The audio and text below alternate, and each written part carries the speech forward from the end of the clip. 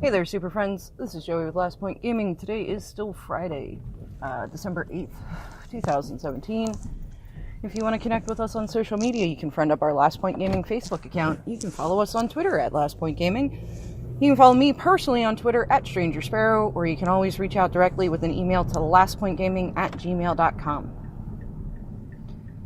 Alright, so this is like the third time I'm recording this cast. But I decided to go a little bit different route. I recorded an hour and a half cast this morning. I can't get to upload. But in that, I spent an hour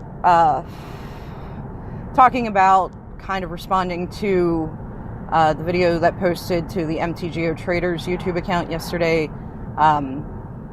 made by the guy who owns the Geo Traders brand and Cape Fear Game Store.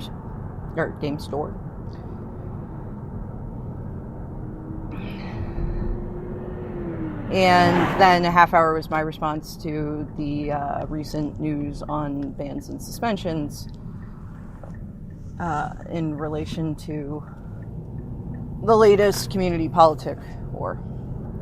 So I'm going to split this up into two casts. I have a couple errands to run. I have about 3.5 hours until I have to be back to pick up my kids off the bus from school. So this one, I'm going to do response or interaction with that video. If you only listen to one out of two of these, this is the one I would prefer you listen to. I think this is the way more important issue. But the other issue, I think, does merit some talking about. So, here we go. The guy who, and maybe this is why I can't get one of these goddamn things to post, because I don't remember his name. And after discovering the first recording, in which case I made a mistake in my speaking that was pretty bad. I didn't realize then that I didn't know it. I have not bothered to go look it up, so I still don't know it, and maybe that's why this keeps failing. Maybe it's the universe's way of telling me to stop being a jerk and go look up this guy's name. But anyway, as mentioned, he is the owner of Cape Fear and Geo Traders. So he's talking about this issue from a store owner perspective. I'm going to let you know, I have never owned a game store. I have never been in the business side of a game store.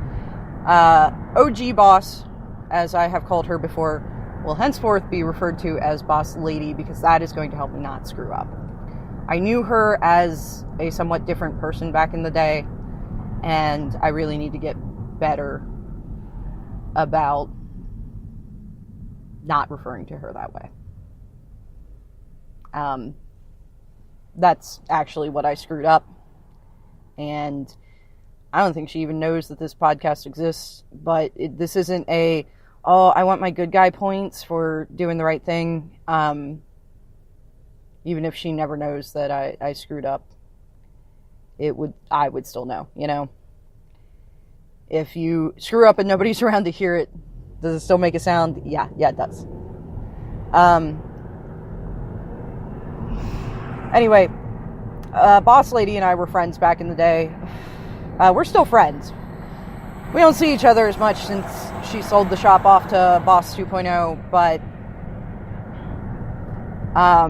we're still good friends. We just haven't caught up in a while. But back then, I was in a real bad place in my life, and she was there and helped me really get my shit together, and kind of helped me put together the initial foundation to become a real person instead of walking around being broken pieces of a person. But because we were so close, she did talk to me about some of the business stuff. I also, husband helped in the running of Omnidons back in the day, the game store they all hung out at. I've had discussions with other store owners. So I do understand some of the business side, but I'm not deeply entrenched in that. Like, I know Games Workshop is a little bit difficult to work with. They're very strict on their policies, at least they used to be. I don't know if that's still the case. So, just little stuff like that I've heard And I know things have changed a lot in 20 years. So I'm looking at this from a player. Now, a couple weeks ago, I did my Planeswalker origin story, where I talked about, how I got into gaming and, how I stumbled across the guild and how it became this big thing to me. Even still, my life mostly consists of going to work, being with my family, getting to hang out with Epidemic when I can, but we both have families, so we got to coordinate all the schedules, and the planets have to align in just a certain way for everything to work out. On rare occasion, going out drinking with the guys from work. On even rarer occasion, I don't know, it may be about the same frequency, going to bigger events, and then 95% of my social life takes place at the guild. I go to F&Ms, I go to other weekend events. I mean, pretty frequently. This is the first time I'm doing Standard Showdown because Boss 2 was happy to have somebody volunteer to come in and run it. So whoever was working on Sundays didn't have to deal with it.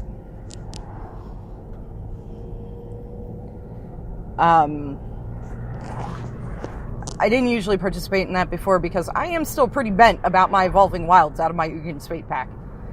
It still makes me angry.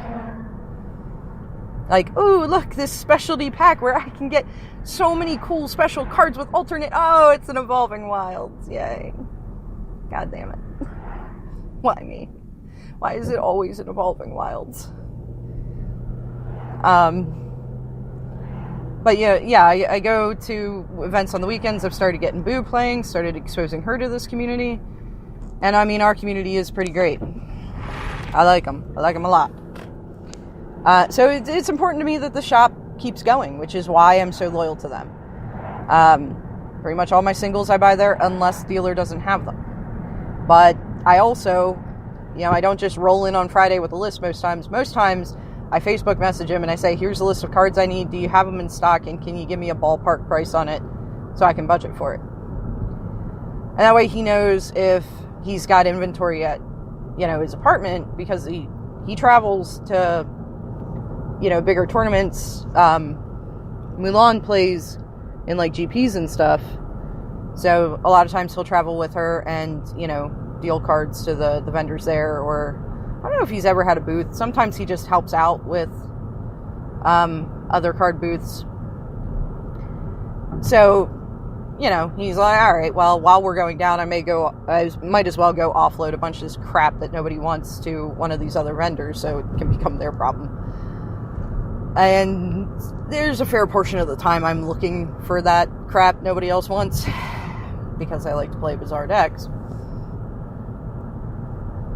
So, I'll let him know what I'm looking for, and that way, if it's inventory that he has at home and not in the shop, he's nice enough, he'll take it into the shop, but then I can buy it from them. And I don't know how the relationship between him dealing cards and Boss owning the shop works out. I don't know if he pays rent on the counter space. I don't know if Boss gets a cut of the singles sales. I don't know. Ain't my Kool-Aid. I don't play in it.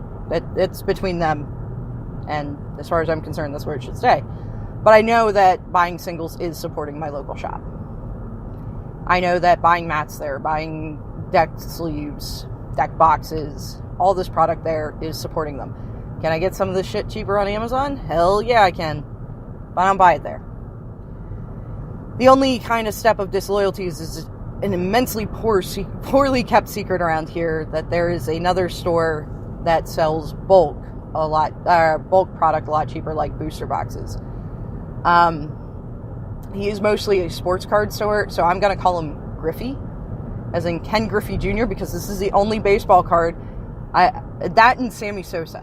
I know those are important, but only certain ones. I know only the Dark Steel edition of Ken Griffey Jr. is worth real money. But I don't get sports. But anyway, so Griffey owns this sports card shop, and the story, as it's been told to me, is his brother was like, oh, you should get into TCGs, and Griffey was like, I don't know shit about that shit, and yeah, I kind of don't want to, what? No. So his brother started running the TCG stuff, and he was able to get like box lots really cheap. So he sells them for very little over what it costs him to get them. In fact, way back in the day, I can remember going on runs to that store with Boss Lady because that's where she picked up her Magic boxes from. Because this was back before the WPN store network and all that stuff. This was, way, way a long time ago. So everybody knows you can get boxes cheaper from him than you can at the guild. The reason, though, that we buy from him isn't just the money savings. It is way back in the day when husband used to deal cards in a booth at our local Saturdays market. Griffey, helped him out, worked with him. And when he sold out of all this stuff, when he was getting ready to go off to college, Griffey even bought, some of his display cases from him and that kind of thing. Helped him liquidate his stuff. They had a good business relationship back in the day. So husband likes to support his store too. I would say actually, if you count the singles, we spend more money at the guild than we do with Griffey. But we're supporting both businesses. So,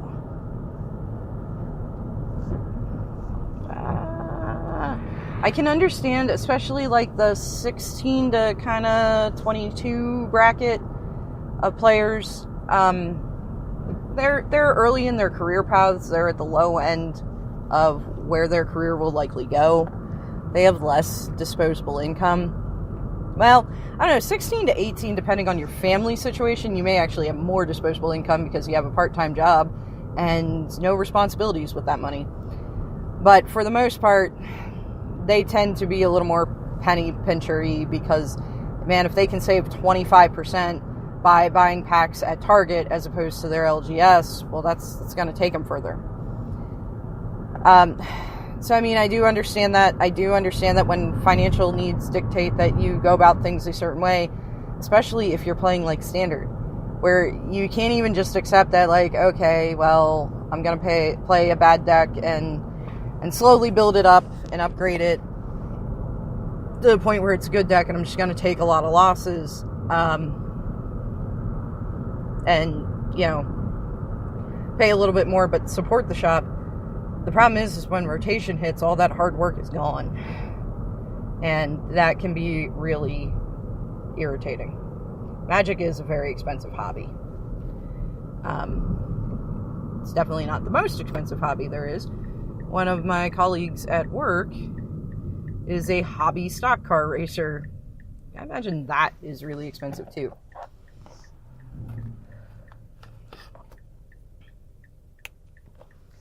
But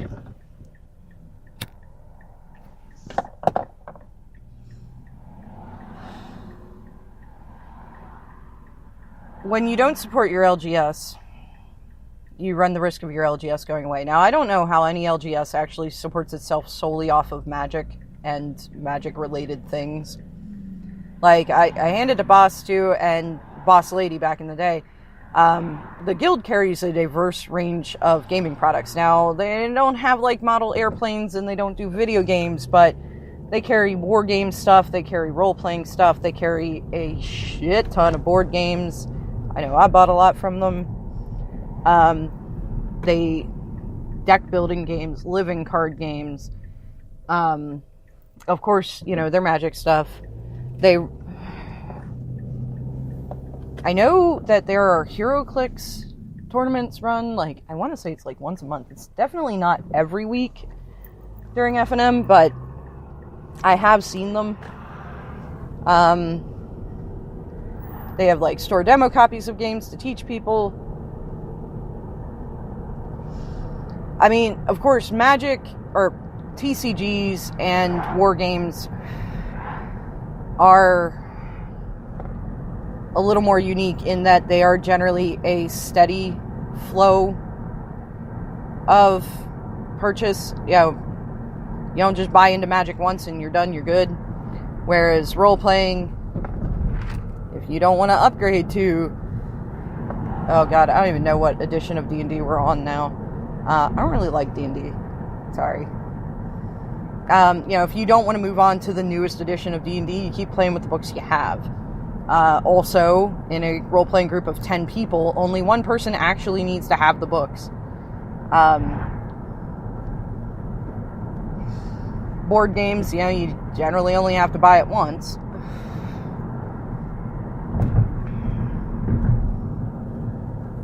They get some repeat revenue with, like, expansions and stuff, but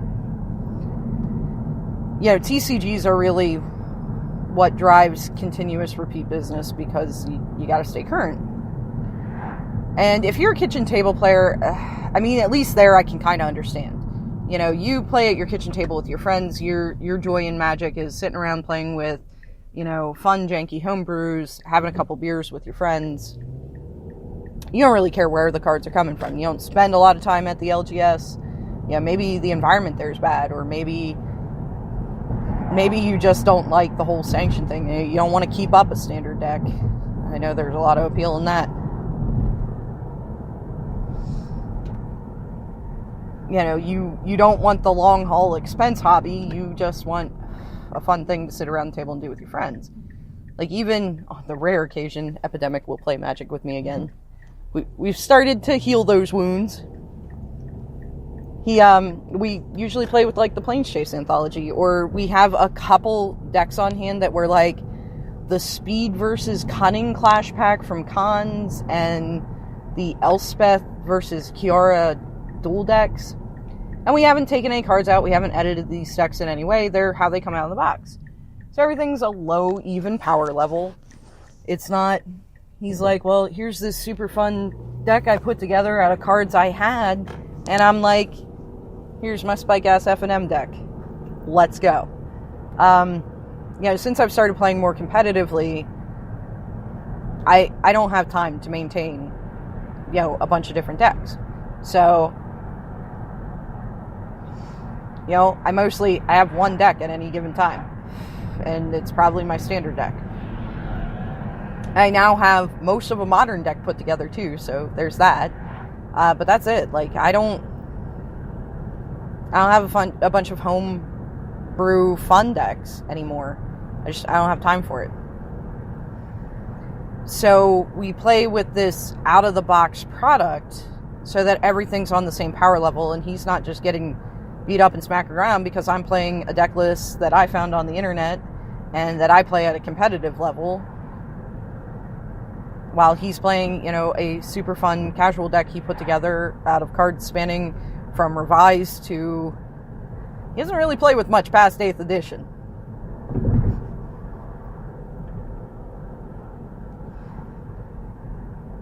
That... it's just not fun for him, because even when I try to tone down the competitive and I'm not playing at that razor edge, it's still, like, the deck is a well-oiled machine.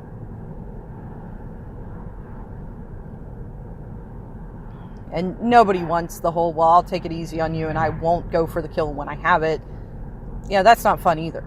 So we play with decks where everybody has an even chance, where it falls totally on the skill level, not the power level of the deck. And even there, we don't take it too seriously. I love Planes Chase. I absolutely adore Planes Chase. It's just so much fun, because you go from, oh man, I am dominating, I am winning this game, to, oh what, we planeswalked? Ah crap, I'm so hosed. I find it immensely enjoyable. I know not a lot of players do. Husband and I want to build an uncube. I think this is husband's concession to me buying way more unstable than I rightfully should as it's coming out today. Because they are pretty much valueless cards. They're, I guess, legal in Commander for a month. Yay! And then they disappear from any legal format. So that'll be fun to draft with. I love the unsets. Which I know really doesn't go along with the competitive vibe, but they're so much fun. So if you're playing at your kitchen table and you're not getting anything else from your LGS, if your LGS is not supplying you with anything that you can't get at one of these big box stores, all right, fair. I get it. Doesn't matter to you. But any of you that are playing at FNMs, that are playing Draft Weekend, that are playing in the pre-releases at this LGS, if you're not supporting that LGS, you're contributing to its death. And I mean, that, it's just like I've said before about how we need to be open and encouraging to all new players, not just new players of specific protected classes. Because if the game isn't growing, it's dying. If your LGS isn't sustaining, it's dying. And they need that profitability. And I understand that, you may look at it as, well, why should they get rich off of me? Understand, most game store owners aren't in it to get rich. I don't know how SCG does it.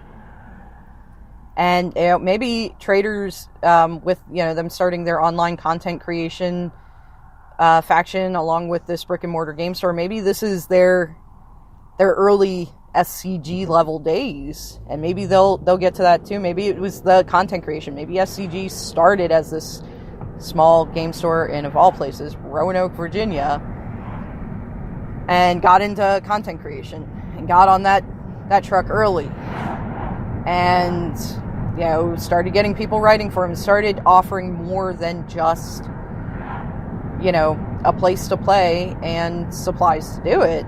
That's what's helped them become what they are.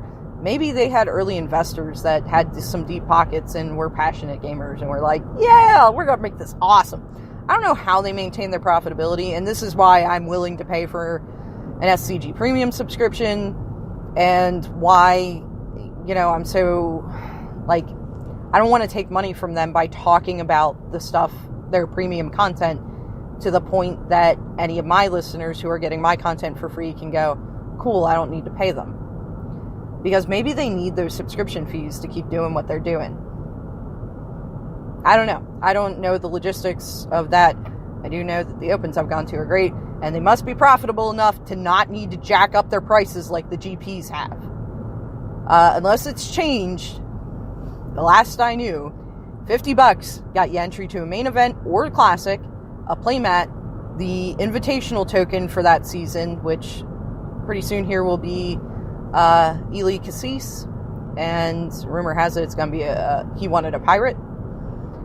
And I think he used to also get a month premium subscription gift card. I think you still do. I'm not 100% sure. Because, of course, the last open I was at was back in May, and it happened more than a week ago, so my memory's a little sketchy. So, for less than you're going to pay to go to a GP, you get all these things, and for $75 last I heard, you get entry to the GP and nothing else. You don't even get the playmat anymore. To get the playmat, you have to get their, premium thing, which gives you the playmat, and I think the sleep-in special if you have buys, but if you care about the playmat, you probably don't have buys. Just saying. And just little else of merit. So you're basically buying the playmat from them in addition to your GP entry fee, which I think is bullshit. Sorry if I'm offending anybody there. I don't know why GPs suddenly ramped way up in price and they're giving away less, and in order to get to the level they were of things you got for entering back at the $50 mark, you now have to pay even more. I don't know. I think it's going to be bad for GPs, but good luck. I hope it works out. But yeah, as long as SCG keeps their opens costs at what it's at and continues to give me playmats and, other silly little swag. I mean, I love tokens, but I understand I am the minority there. Hot take, unpopular opinion, I actually like the FNM promo tokens. I think they're pretty skippy. Are they skippier than when they had fatal pushes? No. Are they skippier than when they were giving away reverse engineer? Yes. Let's be honest. Most of the FNM promos over the past 2-3 years have been worthless cards. They've hit on a couple good ones, like Unlicensed Disintegration was at least seeing play. Aether Hub actually was seeing a fair amount of play, so that was a good one. A Fatal Push, of course, but was it Renegade Rallier? Yeah, a lot of these that I have, I can't even remember the names of the cards because nobody ever played them. So the crux of it is that when you're saving that $2 a pack because you have your 5% off with your Target Red card and they're running a 10% off sale or whatever, when you save the $2 per pack of Iconic Masters buying them from Target over buying them from your LGS, understand that you don't get to play at Target. Tournaments aren't run out of Target.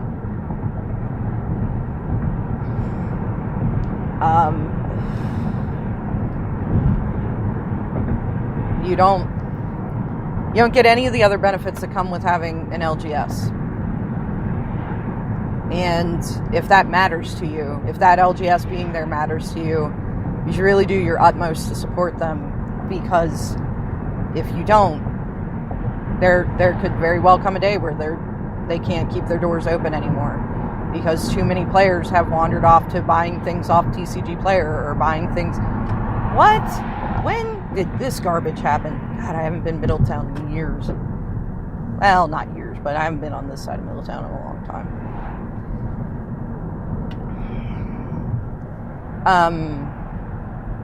But yeah. God, I completely lost my thought there. Now, as far as toxic LGSs, like, is that why they're making this product available from big box stores? You know, to give players who, you know, their only options for LGSs are horrible people or people with bad business practices. Like, one of the things, and this is one of the things I really liked about the video from Geo Traders, is he didn't just complain. He didn't just get on there and say, I am mad that WotC was distributing this specialty product through big box stores because it affects my bottom line. Which, again, understand most game store owners, they're not incredibly profitable. They're not like living high and it's like, oh, you mean I only get $100,000 this year for my salary instead of $150,000? Screw that. You're talking people that, by and large, are not living, you know, a super high luxury life. Most game store owners are in it for the passion for gaming.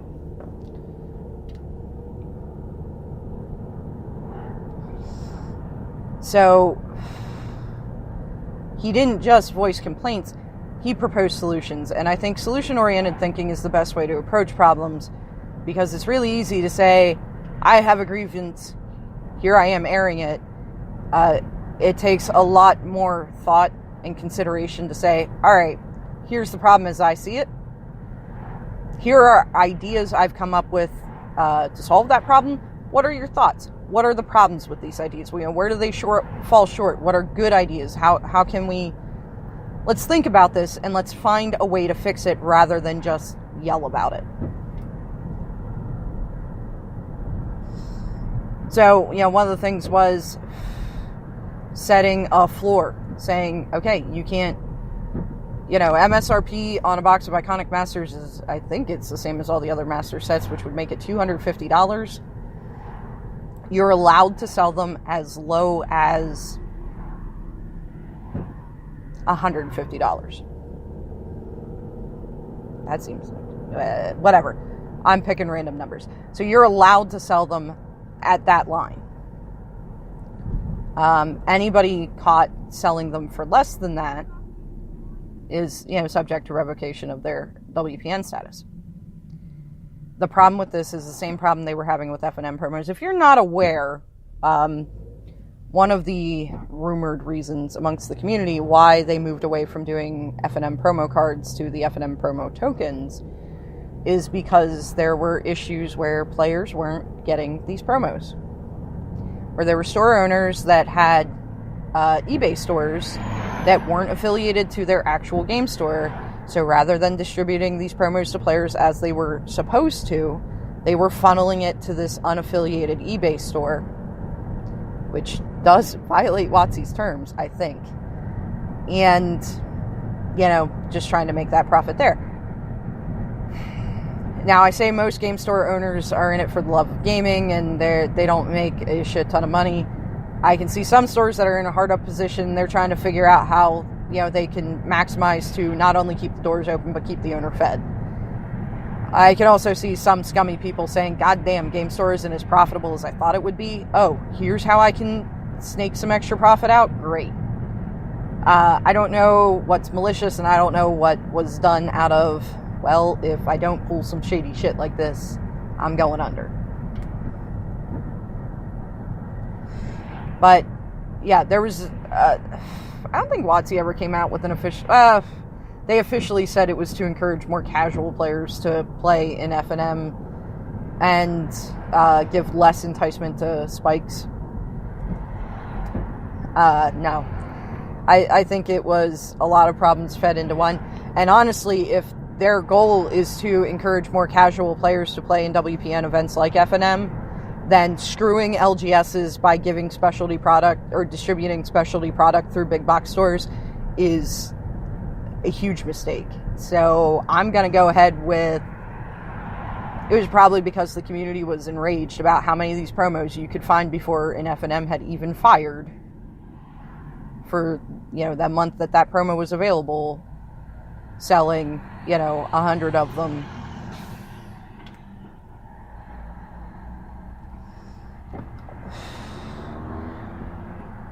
So that is my concern with going that route.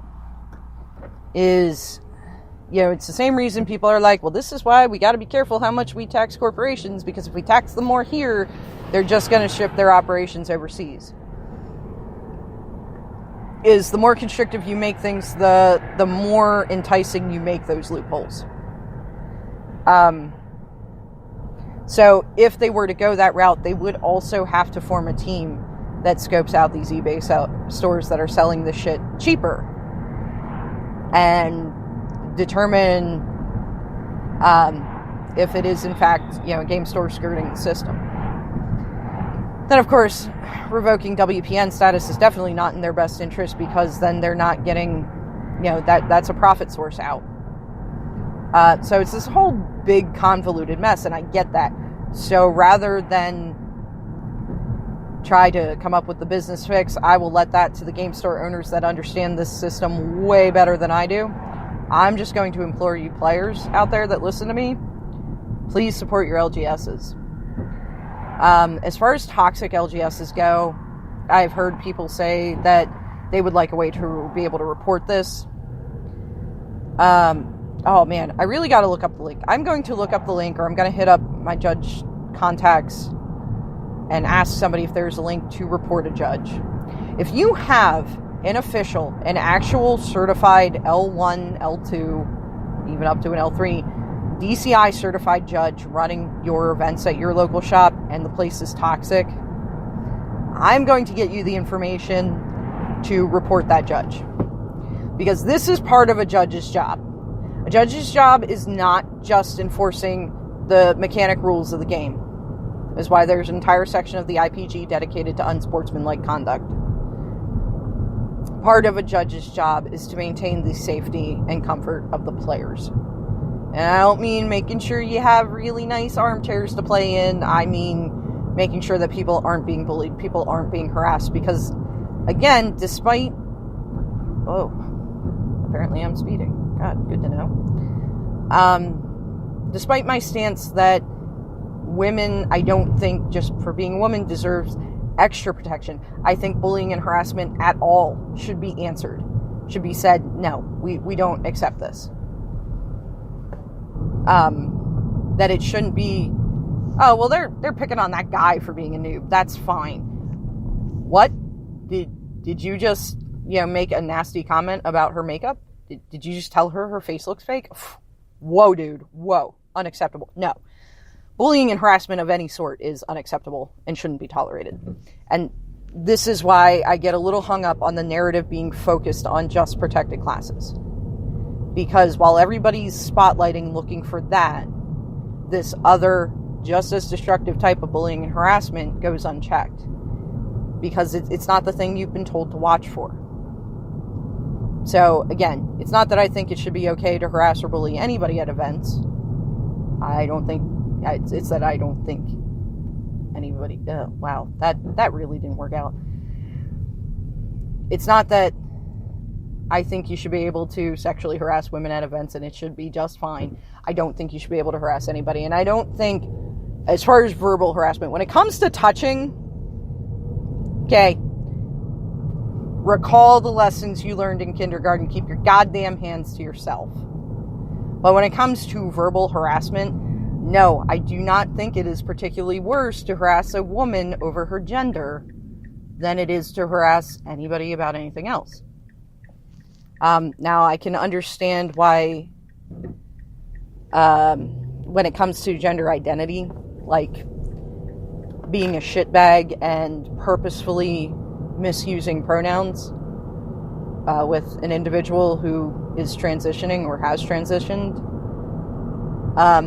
I can understand why that would be more offensive.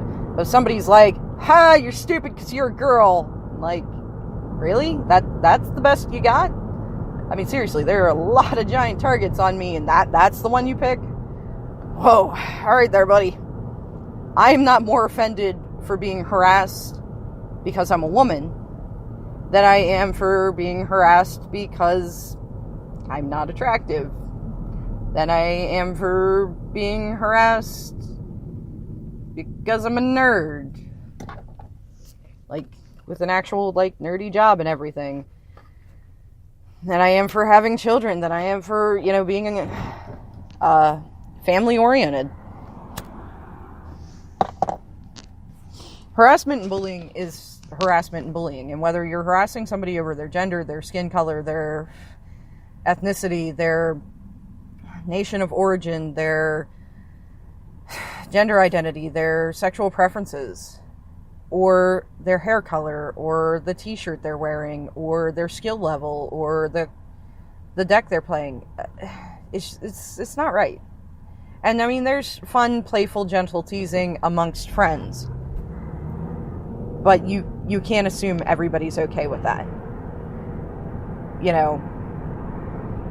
There are things that when the guys at the shop say it, I'm like, yeah, screw you too, and it's funny and it's a game. That if somebody I'd never met before says the same thing, I'm going to be like, excuse you? What makes you think this is acceptable? And it's because I have a rapport with these guys. Like, these guys are my friends. They know where the lines are. We've built that kind of relationship. That doesn't give everybody a pass to say whatever they want to me. And before anybody says, well, that's kind of stupid that you get to dictate that, I also do things with my husband that I wouldn't do with any other guy. Because I do them with my husband, does that mean it should be acceptable for any other guy to decide he gets to do them too? No. Okay? People get to choose who they associate with and how they associate with them. But, yeah, the long and short of it is don't tolerate this behavior. Now, if you don't have an actual sanctioned judge, yeah, there should probably be a way to report this to Wizards. I also think, though, Wizards has to be careful the kind of stance they take on this stuff and how hard a line they take on it. Which I'm going to get into that in the second cast. And honestly, when you open up reporting, you open up the possibility of false flagging. And I know that's a term alt-right people use a lot, or conspiracy theorists. False flagging is a thing. It does happen. And when you open up a reporting line, I think the responsible thing to do is investigate these reports.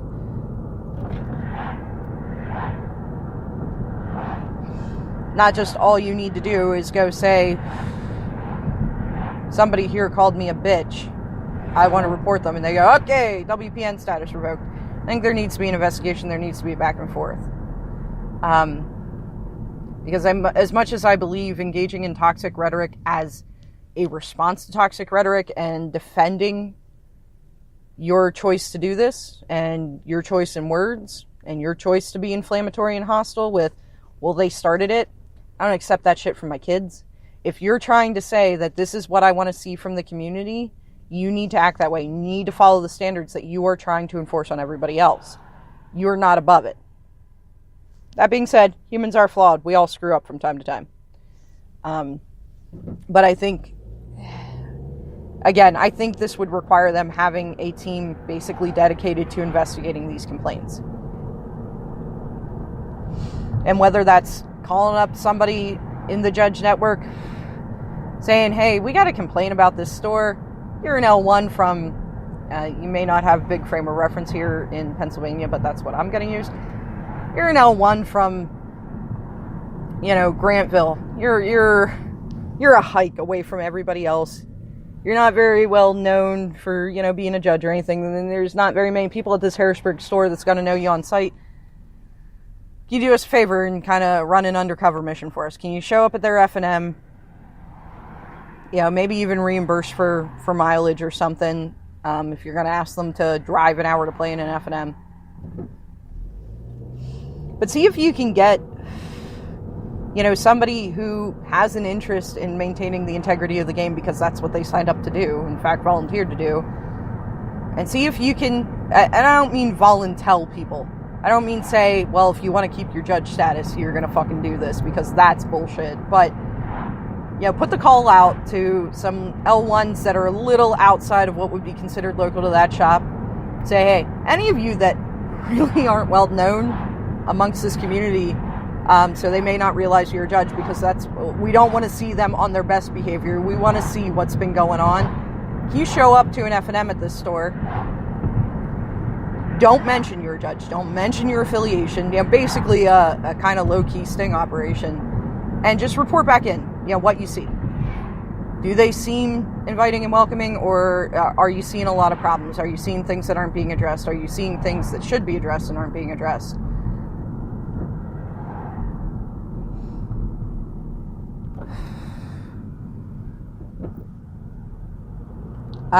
Just something like that. Because I do worry that when you open up a reporting line, you'll get things like, well, there's 2 competing game stores in this area.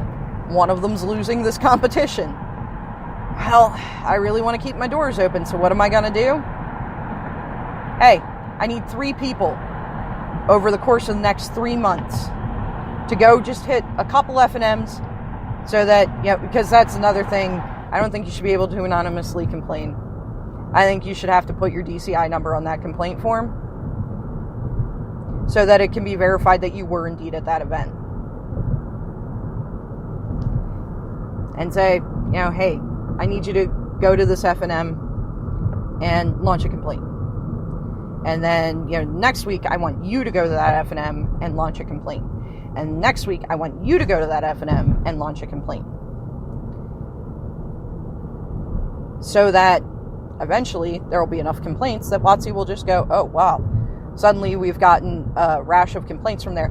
Now, I will say that Cape Fear guy, God, I wish I could remember his name. It's really pissing me off now. He didn't really call for because he did talk about toxic LGSs in a reporting system as well. He wasn't like, hey, and then if they get X amount of complaints, you just ban their asses. Then, if you start noticing you get a lot of complaints, have, one of the investigators from DCI or WotC, whoever the hell handles this shit, contact them and say, hey, the past 6 months we've gotten 3 complaints on your store. Can we talk about it? This is the behavior that's been complained about. Not necessarily giving specific instances, because then you open the door for retaliation.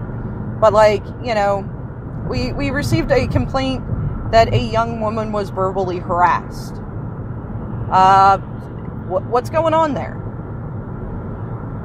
Did you receive a complaint about that? Because that's also a big thing. Even if, your store has an L1 running your events, when you see bad behavior, don't just go, I don't know why the judge isn't doing anything about this. I mean, it's one thing if you watch them, observe it, shrug, and walk away. Okay, that'll grant you. But if you're seeing this behavior and not seeing the judge actually observe it, and you're like, well, I don't know why this is happening, report it, because it could be that the judge does not know.